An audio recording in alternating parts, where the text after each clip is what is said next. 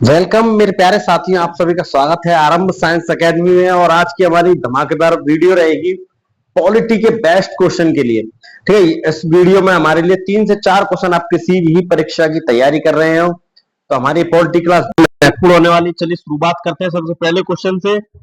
ये सभी क्वेश्चन साथियों क्या है, ये सभी पेपर में आए हुए क्वेश्चन हैं। किसी न किसी परीक्षा में, एसएससी में, एनडीए में, है ना, राजस्थान के किसी भी एग्जाम में, स्टेट पीसीएस दे रहे हैं आप, सभी एग्जामों के लिए इंपॉर्टेंट है। चलिए पहला क्वेश्चन है, 11 दिसंबर 1946 को किसे संविधान सभा का स्थायी अध्यक्ष चुना गया था? Option A Jawaharlal Nehru, B Rajendra Prasad, C doctor Bhimrao Ambedkar, या के एम मुंशी। देखिए इसका सही आंसर होगा option number B, doctor Rajendra Prasad. अगला क्वेश्चन है, निम्नलिखित में से कौन भारत की संविधान निर्माता सभा के संवैधानिक सलाहकार थे? Option A M C Setalvad, B K M Munshi, C Jawaharlal Nehru, D B N Rao. इसका सही आंसर होगा साथियों बी एन राव। देखिए सलाहकार जो थे हमारे बी एन राव थे। अगला है, कैबिनेट मिशन प्लान के अधीन बनी संविधान सभा में कितने सदस्य ले गए थे? साथियों सदस्यों की संख्या जो थी हमें याद रखनी है, सदस्य थे 389। ठीक है, 389 ऑप्शन नंबर ए ठीक रहेगा। चलिए इन साथियों, इन सभी क्वेश्चनों में जो चौथा नंबर का क्वेश्चन है, भारतीय संविधान सभा में महिला सदस्यों की संख्या कितनी थी? ऑप्शन ए 10, 12, 15 या 18। देखिए सही उत्तर इसका हो जाएगा 15। महिला कितनी थी इसमें? 15 महिलाएं थी संविधान सभा में। जो संविधान सभा के कुल सदस्य कितने थे? 389, 389, इसमें महिलाएं कितनी थी? 15। चलिए अगला क्वेश्चन है, भारतीय संविधान सभा ने भारतीय राष्ट्रीय ध्वज की रूपरेखा को कब अंगीकार किया था? 23 अगस्त 1947, ऑप्शन बी 13 सितंबर 1947, ऑप्शन सी 15 अगस्त 1947, या ऑप्शन डी 22 जुलाई 1947। देखो सही उत्तर होगा इसका 22 जुलाई 1947। साथ ही अगला क्वेश्चन है, भारत की संविधान पूर्ण रूप से कब तैयार किया गया था? सभी लोग जानते हैं संविधान पूर्ण रूप से जो तैयार किया गया था वो तैयार किया गया था ऑप्शन नंबर बी 26 नवंबर 1949 को तैयार हुआ था, और साथ ही 26 जनवरी 1950 को लागू हुआ था। ठीक है, दोनों ही बात मैंने आपके लिए बता दी है। अगला क्वेश्चन है, संविधान सभा के अस्थायी अध्यक्ष कौन थे? देखिए स्थायी अध्यक्ष तो थे हमारे राजेंद्र प्रसाद जी, और अस्थायी अध्यक्ष थे वो हमारे थे सच्चिदानंद सिन्हा। ऑप्शन नंबर सी, है ना। 9 दिसंबर 1946 को पहली मीटिंग थी, पहला अधिवेशन हुआ, जिसमें पहले अध्यक्ष जो अस्थायी रूप से चुने गए थे डॉक्टर सच्चिदानंद सिन्हा जी थे। चलिए अगला क्वेश्चन है, संविधान निर्माता परिषद की झंडा समिति अध्यक्ष कौन थे? झंडा समिति के अध्यक्ष साथियों हमारे फेवरेट भारत के पहले राष्ट्रपति डॉक्टर राजेंद्र प्रसाद। अगला क्वेश्चन है, भारतीय संविधान सभा की प्रारूप समिति के अध्यक्ष कौन थे? ये प्रारूप समिति के अध्यक्ष का क्वेश्चन बहुत ही ज्यादा इंपॉर्टेंट है आपके लिए। और जो चैनल पर मेरे साथी नए हैं वो चैनल को सब्सक्राइब कर ले, वीडियो को लाइक कर दे।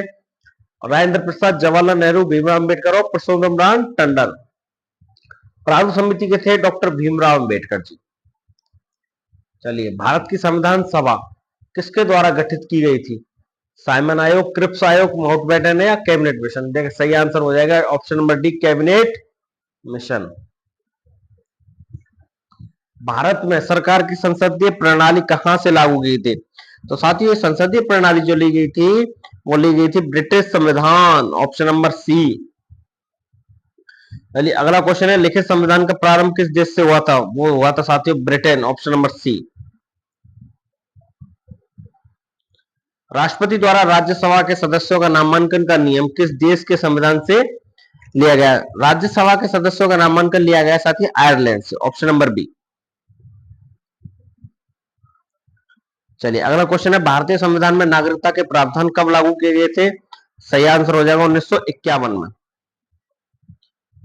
भारत की नागरिकता निम्नलिखित में किस प्रकार से प्राप्त की जा सकती है? जन्म से, या वंशानुक्रम क्रम से, देशीयकरण से, या इन सभी से। देखो सभी रूपों से भारत में नागरिकता को लिया जा सकता है। तो भारत का संविधान में कौन सी नागरिकता है? ऑप्शन नंबर एकल नागरिकता है, दोहरी नागरिकता है, या नागरिकता से कोई संबंध नहीं है, ऑप्शन नंबर डी है बहुल नागरिकता है।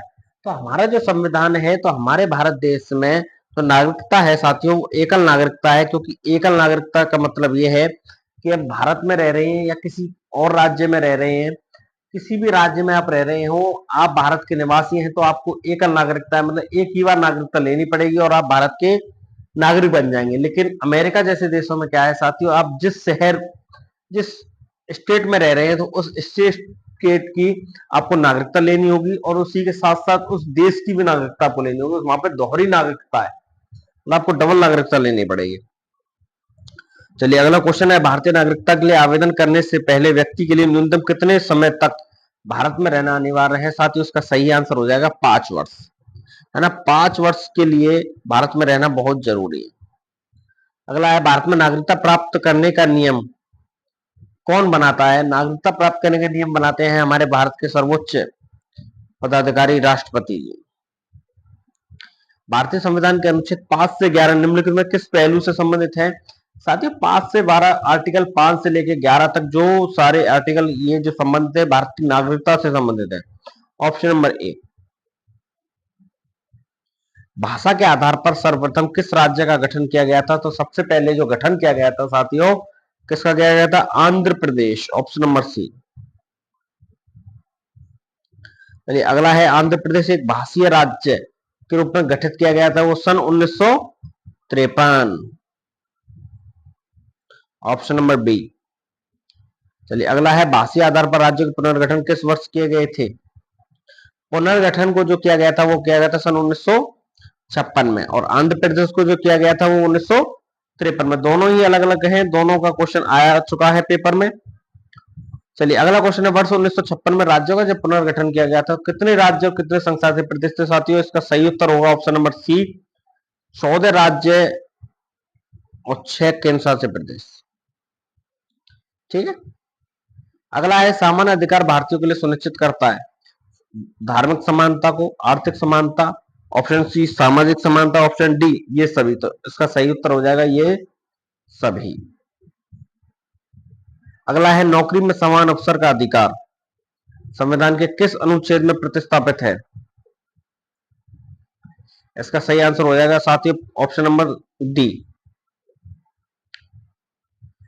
अगला है, विधि के समक्ष समता का प्रावधान मूल अधिकार के किस अनुच्छेद में लिया गया है? विधि के समक्ष, ऑप्शन नंबर सी सही हो जाएगा। इसका सही आंसर है अनुच्छेद आर्टिकल 14। अगला है, भारतीय संविधान का कौन सा अनुच्छेद अस्पृश्यता का अनुमूलन करता है, मतलब छुआछूत का अनुमूलन करता है? वो हो जाएगा आर्टिकल नंबर 17।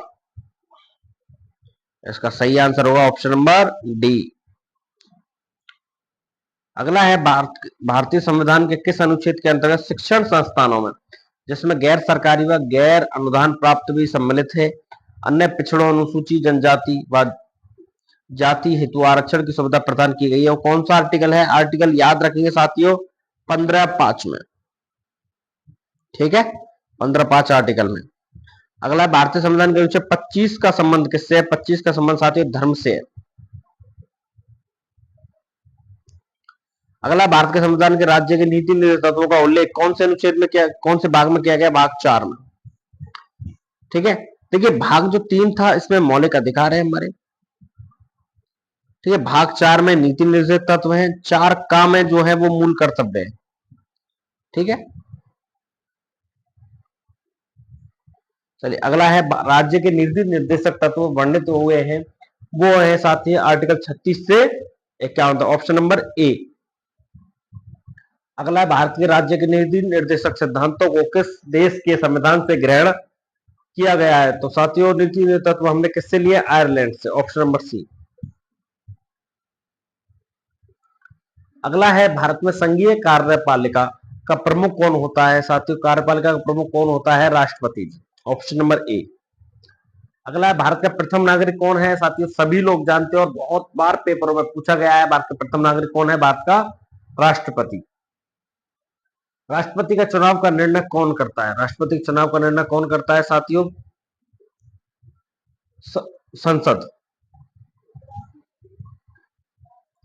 भारत के राष्ट्रपति का चुनाव कितने वर्षों के लिए किया गया है? राष्ट्रपति का चुनाव होता है साथियों 5 वर्षों के लिए, ऑप्शन नंबर बी। भारतीय संविधान के 70वें संविधान संशोधन द्वारा भारत के राष्ट्रपति के चुनाव में 2 केंद्र शासित प्रदेशों को भाग लेने का अधिकार दिया गया है। वो कौन कौन से साथियों? दिल्ली और पुडुचेरी। ठीक है, 37 नंबर क्वेश्चन में 70वें संविधान संशोधन से राष्ट्रपति चुनाव में कौन कौन से केंद्र शासित प्रदेश है? दिल्ली और पुडुचेरी।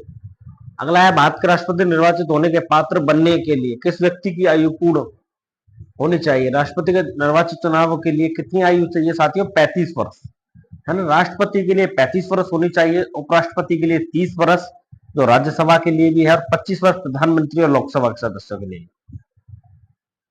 अगला है भारत में राष्ट्रपति का चुनाव किया जाता है प्रत्यक्ष निर्वाचन द्वारा, एकल हस्तांतरणीय मत प्रणाली, अनुपातिक मत प्रणाली या खुला बैलेट?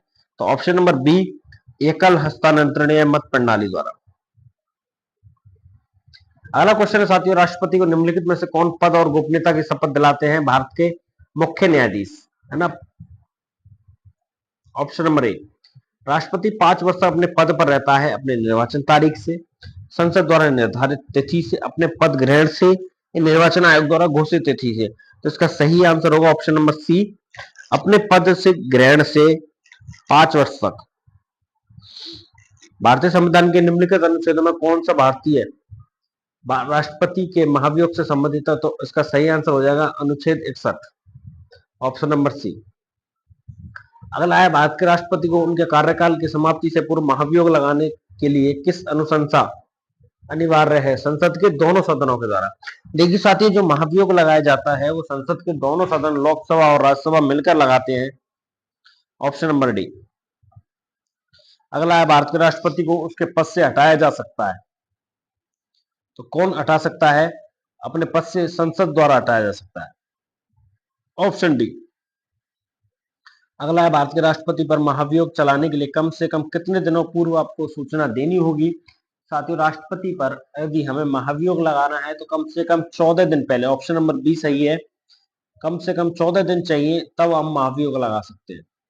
अगला है जब राष्ट्रपति मृत्यु, त्यागपत्र, पदच्युत या अन्य कारण से अपने कर्तव्य को नहीं निभा सकता तो उपराष्ट्रपति कितने समय तक राष्ट्रपति के कार्य को संभालेगा? साथियों 6 महीने तक, ठीक है, 180 दिन या 6 मंथ तक वह कार्य को संभालेगा, ऑप्शन नंबर डी, ठीक है। अगला राष्ट्रपति का रिक्त स्थान भर लिया जाना चाहिए, कब तक भर सकते हो आप? 6 मंथ तक, ठीक है। राष्ट्रपति यदि अपने पद से त्यागपत्र या बर्खास्त किए गए हैं या उन्होंने अपना इस्तीफा दे दिया है तो 6 महीने के अंदर उनके पद को भरा जाएगा, ऑप्शन नंबर बी। अगला भारत के राष्ट्रपति पद के लिए निर्धारित अधिकतम आयु सीमा क्या होगी? तो उनके राष्ट्रपति के चुनावों के लिए कोई भी अधिकतम आयु नहीं है। अगला है अनुच्छेद 79 के अनुसार संसद का अभिन्न अंग कौन कौन से होते हैं? तो 79 में संसद को बताया गया और संसद में लोकसभा, राज्यसभा और राष्ट्रपति तीनों ही होते हैं, तो इसका सही ऑप्शन हो जाएगा ऑप्शन डी। चलिए अगला है मुख्यमंत्री की नियुक्ति किसके द्वारा की जाती है? बहुत ही ज्यादा इंपॉर्टेंट, तो मुख्यमंत्री नियुक्ति जो होती है वो राज्यपाल के द्वारा की जाती है, ऑप्शन नंबर सी। देखिए साथियों, इसी के साथ हमारी इंपॉर्टेंट पॉलिटी की वीडियो समाप्त होती है और आगे मिलते हैं ऐसी धमाकेदार और पॉलिटी, ज्योग्राफी, साइंस के लिए लेकर इन वीडियो को, ठीक है। वीडियो अच्छी लगी तो वीडियो को लाइक, शेयर और सब्सक्राइब करना ना भूलें। धन्यवाद।